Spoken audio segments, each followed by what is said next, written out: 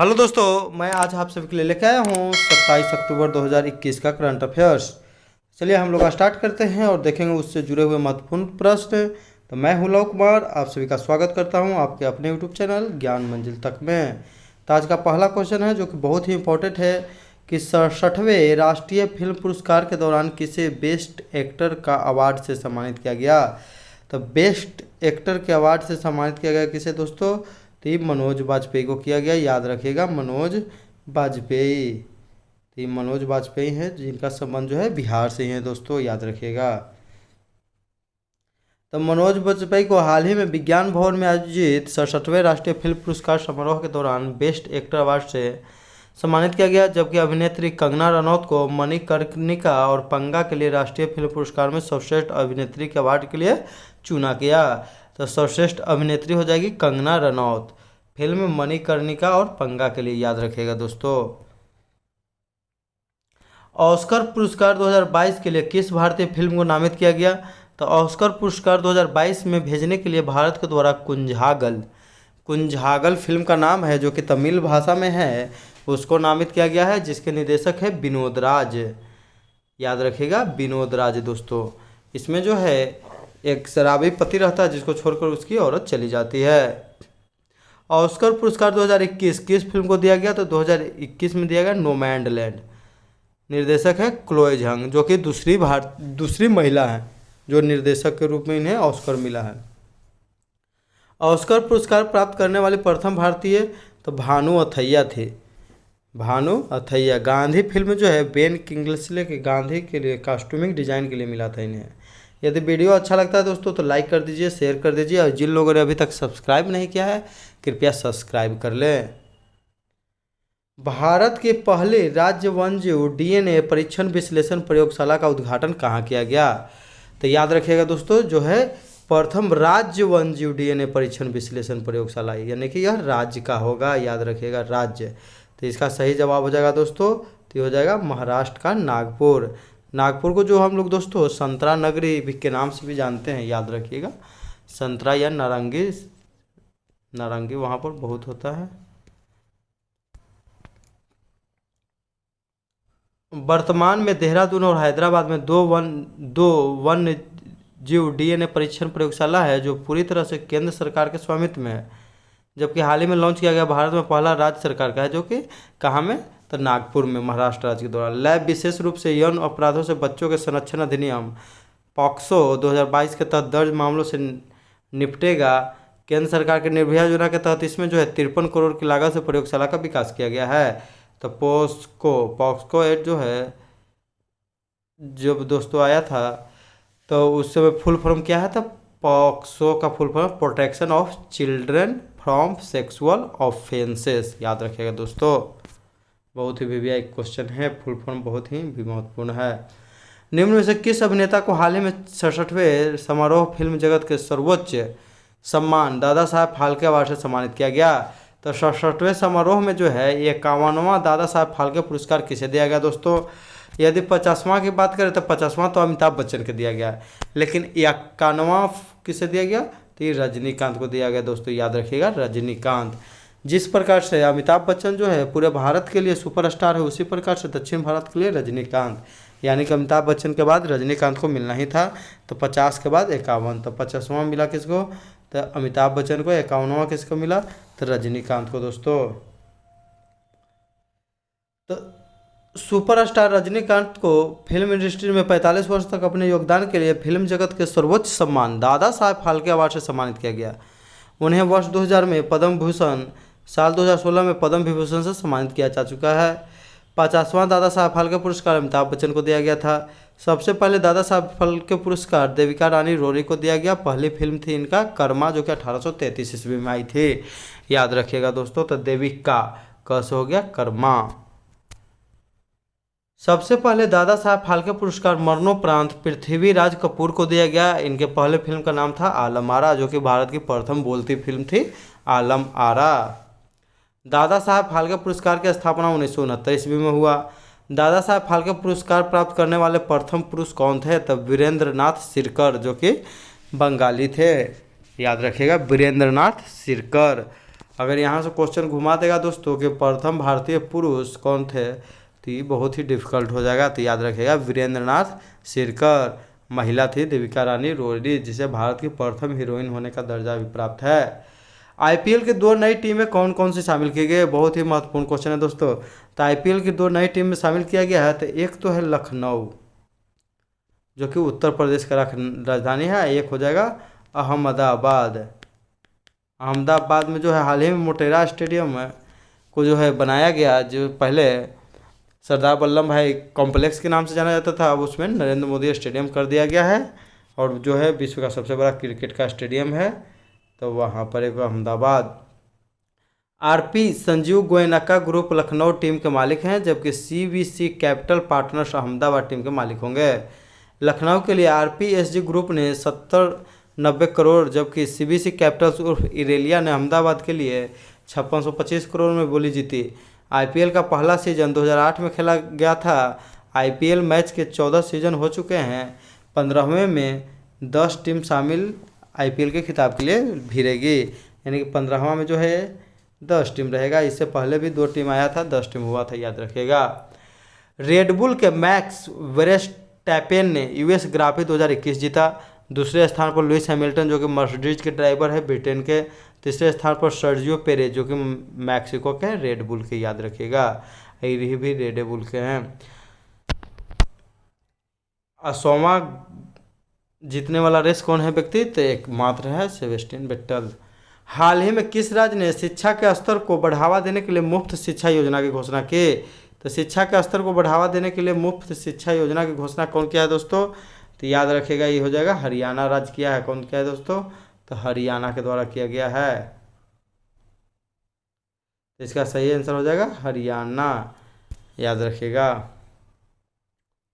हरियाणा के मुख्यमंत्री मनोहर लाल खट्टर ने हाल ही में राज्य में शिक्षा के स्तर को बढ़ावा देने के लिए मुफ्त शिक्षा योजना की घोषणा की है। यह योजना राज्य के उन लोगों के लिए जिनकी सत्यापित पारिवारिक आय 8 लाख रुपये प्रति वर्ष से कम है। नेशनल न्यू एजुकेशन पॉलिसी 2020 के कस्तूरी रंगन समिति की सिफारिश पर लागू किया गया, याद रखिएगा। इसे लागू करने वाला पहला राज्य जो है कर्नाटक है। एनईपी 2020 को, इस शिक्षा नीति को लागू करने वाला नई शिक्षा नीति को दूसरा राज्य है मध्य प्रदेश। अगर बात करें दोस्तों कि ट्रांसजेंडर को सरकारी नौकरी में 1% आरक्षण देने वाला पहला राज्य कर्नाटक, जबकि बिहार जो है 500 सीट पर 1 सीट दे रहा है आरक्षण ट्रांसजेंडर को। भारत का प्रथम ट्रांसजेंडर यूनिवर्सिटी कहाँ खुल रहा है दोस्तों, तो कुशीनगर, जहाँ पर महात्मा बुद्ध की मृत्यु हुआ था, याद रखिएगा, कुशीनगर उत्तर प्रदेश। ट्रांसजेंडर पर कहाँ में है, तो कोझिकोड, कैसे कुशीनगर, कैसे कोझिकोड। कोझिकोड कहाँ में दोस्तों, केरल में है। भारत का पहला टेस्ट ट्यूब बन्नी भैंस का बछड़ा कहाँ में पैदा हुआ, तो भारत का पहला जो है टेस्ट ट्यूब बन्नी भैंस का बछड़ा, ये बहुत ही महत्वपूर्ण क्वेश्चन है दोस्तों, जो कि आने वाले एग्जामों के लिए बहुत ही महत्वपूर्ण क्वेश्चन है। तो ये कहाँ में पैदा हुआ दोस्तों, इसका बात करें तो यह गुजरात से संबंधित है, यानी कि इसका सही आंसर हो जाएगा दोस्तों गुजरात। यह जो नस्ल है गुजरात में पाया जाता है दोस्तों। भैंस की बन्नी नस्ल का पहला आईवीएफ बछड़ा, जो मुख्य रूप से गुजरात के कच्छ क्षेत्र में पाया जाता है, का जन्म राज्य के गिर सोमनाथ जिले के एक किसान के घर में हुआ। दूध उत्पादन बढ़ाने के लिए आनुवांशिक रूप से बेहतर जो है भैंसों की संख्या बढ़ाने के लिए प्रक्रिया को अंजाम दिया गया। बन्नी भैंस शुष्क वातावरण में अपने लचीलापन और उच्च दूध उत्पादन क्षमता के लिए जानी जाती है। भारत में 109 मिलियन से अधिक भैंस है, जो दुनिया की भैंस की लगभग 56% है। अगर कोई क्वेश्चन पूछे कि भारत सबसे अधिक भैंसों की संख्या किस देश में है, तो आधा से भी ज़्यादा कहाँ में, तो भारत में है। भारत का पहला टेस्ट ट्यूब बन्नी भैंस का बछड़ा गुजरात में पैदा हुआ है, बहुत ही इंपॉर्टेंट क्वेश्चन, याद रखिएगा। हैदराबाद क्रिकेट एसोसिएशन ने दुनिया के सबसे बड़े क्रिकेट बल्ले का अनावरण किया है। हैदराबाद क्रिकेट एसोसिएशन का अध्यक्ष कौन है, तो अजरुद्दीन है, याद रखिएगा, अजरुद्दीन। विश्व के पहले क्लोन भेड़ का नाम था डॉली। डॉली एक प्रकार का भेड़ था जो कि क्लोन से बनाया गया था, तैयार किया गया था दोस्तों, याद रखिएगा डॉली। 26 अक्टूबर को विश्व भर में कौन सा दिवस मनाया गया, तो यह जो है दोस्तों सेक्स जागरूकता दिवस मनाया गया। क्या है दोस्तों, इंटरसेक्स जागरूकता दिवस, इंटरसेक्स जागरूकता दिवस मनाया गया दोस्तों, याद रखिएगा। तो इंटरसेक्स जागरूकता दिवस 26 अक्टूबर को विश्व भर में इंटरसेक्स जागरूकता दिवस मनाया जाता है। यह दिवस इंटेक्स लोगों द्वारा समान किए जा रहे मानवाधिकार मुद्दों की सार्वजनिक समझ बढ़ाने के लिए मनाया जाता है। दोस्तों याद रखिएगा। भारत ने अपने पड़ोसी देश को हाल ही में जयनगर कुर्था रेल लिंक सौंपा है। तो जयनगर और कुर्था रेल लिंक कहाँ से संबंधित है? तो जयनगर जो है बिहार का शहर है, कुर्था जो है नेपाल का है, यानी कि इसका सही जवाब हो जाएगा नेपाल। याद रखिएगा दोस्तों, तो ये संबंधित है नेपाल से। भारत ने हाल ही में बिहार में जयनगर, बिहार के मधुबनी को नेपाल में कुर्था को जोड़ने वाला 34.9 किलोमीटर लंबी सीमा नेपाल को सौंपा है। यह रेल लिंक का जयनगर कुर्था खंड 68.7 kilometre Jaynagar Bijalpura Bardibas rail link का हिस्सा है। यह भारत सरकार के अनुदान सहायता कार्यक्रम के तहत बनाया गया है। हाल ही में मिताली एक्सप्रेस चालू किया गया था न्यू जलपाईगुड़ी से ढाका। याद रखिएगा दोस्तों, तो ये बांग्लादेश को जोड़ेगा। विवेक एक्सप्रेस की बात करें तो यह डिब्रूगढ़ से कन्याकुमारी जाती है। अगर कोई क्वेश्चन पूछेगा कि भारत में सबसे लंबी दूरी तय करने वाले एक्सप्रेस कौन है, तो विवेक एक्सप्रेस, जो कि डिब्रूगढ़ से कन्याकुमारी जाती है। दोस्तों इसका नंबर है 05906, डाउन में 05905, अभी सर्च करके देख सकते हैं। तेजस एक्सप्रेस जो कि लखनऊ से शुरू हुआ था नई दिल्ली के लिए, तो तेजस यह भारत का प्रथम जो है प्राइवेट ट्रेन था। वंदे भारत एक्सप्रेस जिसे ट्रेन 18 के नाम से जाना जाता है, जिसका सबसे अधिक स्पीड है, वाराणसी से नई दिल्ली। कालका मेल का हाल ही में नाम बदलकर सुभाष चंद्र बोस एक्सप्रेस कर दिया गया है। सुभाष चंद्र बोस के जन्मदिन पर जो है पराक्रम दिवस मनाए जाने की घोषणा किया गया है। याद रखिएगा। बुलेट ट्रेन मुंबई से अहमदाबाद 508 किलोमीटर तक लंबा रूट बनाया जा रहा है। किस देश की सहायता से दोस्तों? तो जापान। याद रखिएगा, जापान। भारत का पहला नैनो ट्रेन या नैनो मेट्रो मुंबई में चलाया गया। याद रखिएगा दोस्तों, नैनो। भारत में सबसे पहले under water metro train Hooghly नदी कोलकाता में चलाया जाएगा। भारत में सबसे पहले मेट्रो ट्रेन कोलकाता में चला था, दूसरा कहाँ था? तो दिल्ली था। भारत में पहली बार रेलगाड़ी 1853 ईस्वी में लॉर्ड डलहौजी के शासनकाल में मुंबई से थाने के बीच 34 किलोमीटर के बीच चला था। भारत में सबसे पहले लोकल ट्रेन में एसी का प्रबंध मुंबई में किया गया। इनमें से किस देश ने हाल ही में सऊदी ग्रीन इनिशिएटिव फोरम शुरू किया है? तो नाम से ही लग रहा है सऊदी ग्रीन, तो इसका सही जवाब हो जाएगा दोस्तों सऊदी अरब। याद रखिएगा, सऊदी ग्रीन यानी सऊदी अरब। तो सऊदी अरब के क्राउन प्रिंस मोहम्मद बिन सलमान, याद रखिएगा, प्रिंस मोहम्मद बिन सलमान ने सऊदी अरब के नए हरित उद्देश्यों की घोषणा के साथ रियाद में सऊदी ग्रीन इनिशिएटिव फोरम शुरू किया है। यह फिर फोरम अंतर्राष्ट्रीय हस्तियों और हाई प्रोफाइल सरकारी नेताओं के साथ सऊदी अरब द्वारा किया गया पर्यावरणीय प्रयासों पर चर्चा करेगा। दोस्तों याद रखिएगा। श्री अमित शाह ने हाल ही में भारत के श्रीनगर से किस देश के शारजाह के बीच पहली सीधी अंतर्राष्ट्रीय उड़ान का उद्घाटन किया? तो शारजाह कहाँ है दोस्तों? तो संयुक्त अरब अमीरात। यहाँ पर अभी क्रिकेट भी चल रहा है दोस्तों, याद रखिएगा। तो ये शारजाह हो जाएगा, याद रखिएगा, शारजाह, संयुक्त अरब अमीरात। तो केंद्रीय गृह मंत्री अमित शाह ने हाल ही में भारत के श्रीनगर से संयुक्त अरब अमीरात के शारजाह के बीच पहली सीधी अंतर्राष्ट्रीय उड़ान का उद्घाटन किया है।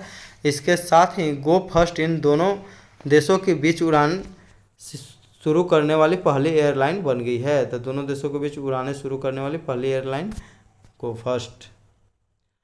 वर्तमान में भारत के गृह मंत्री अमित शाह जी हैं। इन्हें जो है सहकारिता मंत्रालय दिया गया है, जो कि भारत का सबसे नवीनतम मंत्रालय है, जिसका स्थापना 2021 में किया गया है। तो सहकारिता मंत्रालय। अमित शाह के द्वारा गांधीनगर में लड्डू वितरण योजना का शुरू किया गया, जिसमें एक महीना में 15 लड्डू दिए जाएंगे। दोस्तों ये कैसे दिए जाएंगे? तो पौष्टिक से भरपूर रहेगा और गर्भवती महिलाओं को दिया जाएगा।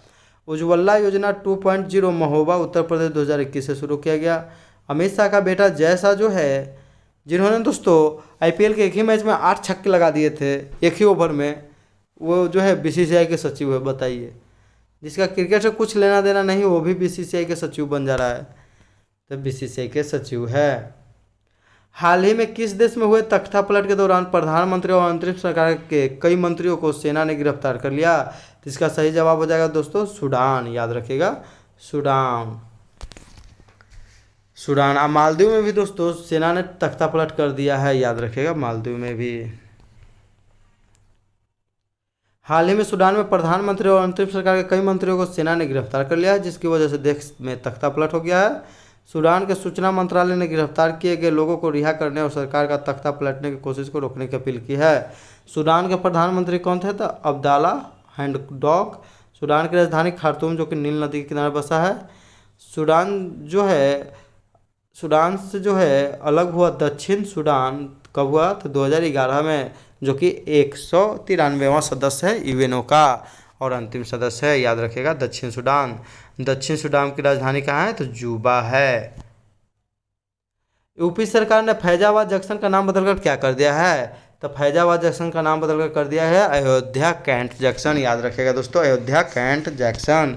अगर बात करें डीडीयू यानी दीनदयाल उपाध्याय जंक्शन, तो मुगलसराय जंक्शन का नया नाम है, याद रखिएगा, मुगलसराय का।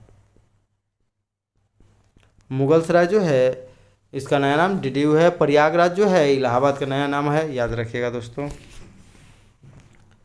यूपी के सीएम कौन है दोस्तों? तो ये है योगी आदित्यनाथ। गवर्नर कौन है? तो आनंदीबेन पटेल।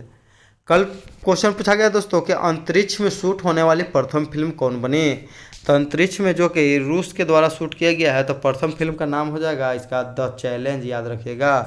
यानी कि अंतरिक्ष में फिल्म शूट करना भी एक प्रकार का चैलेंज है, तो चैलेंज याद रखिएगा, द चैलेंज। सही उत्तर देने वाले लोग हैं पृथ्वीराज, KIT2007, अमृता कुमारी, खुशबू कुमारी, श्वेता वर्मा, जीके ट्रिक, रंजन कुमार इत्यादि। इन सभी को मेरे तरफ से ढेरों सारी बधाई और आगे के लिए शुभकामनाएं।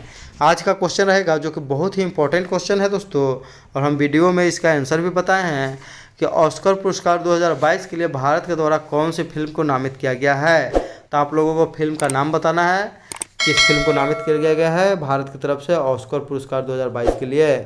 तो वीडियो को पूरा देखने के लिए दोस्तों धन्यवाद। इसी के साथ हम अपना वीडियो समाप्त करते हैं। जय हिंद, जय भारत, वंदे मातरम दोस्तों।